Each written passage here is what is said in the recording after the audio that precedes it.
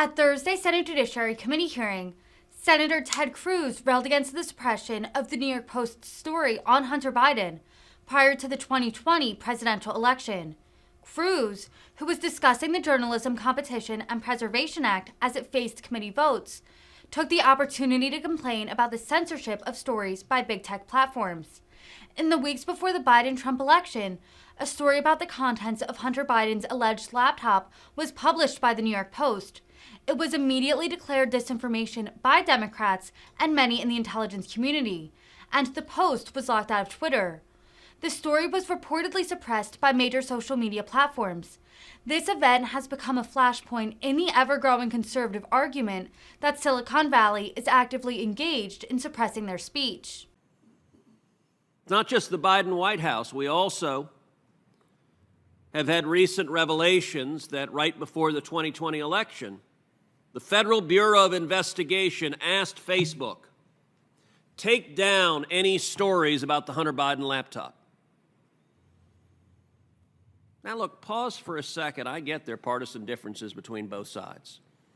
And in an election, Republicans like things that help Republicans, Democrats like things that help Democrats. That's the nature of politics.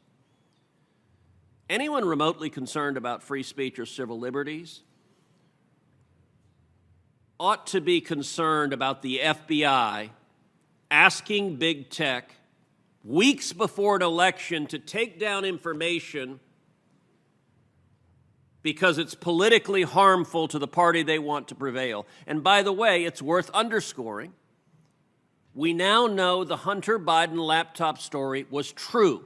Not only was it not misinformation, not only was it not Russian misinformation, which is what the FBI falsely claimed, it was true, it was accurate, it was real.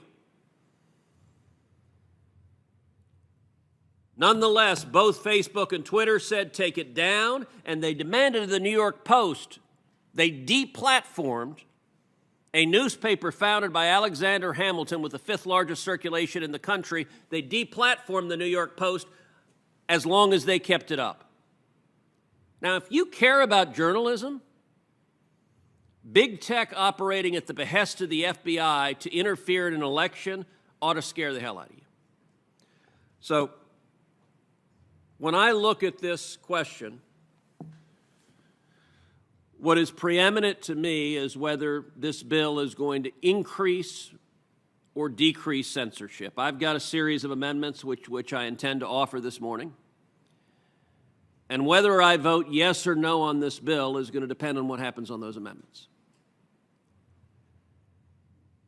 And I will say this to the authors of the bill.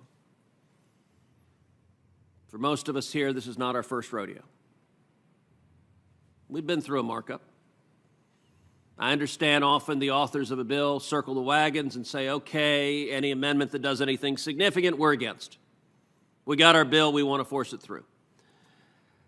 And it's not that hard to count noses in this markup. I think right now, if this bill comes to a vote, you get most or all of the Democrats. Maybe one or two exceptions, but you're going to get almost every Democrat. And you'll get at least a handful of Republicans. That'll be enough to pass it. That will get over the majority threshold. So that if the objective today is to move this bill out of committee, you probably got the votes. That being said,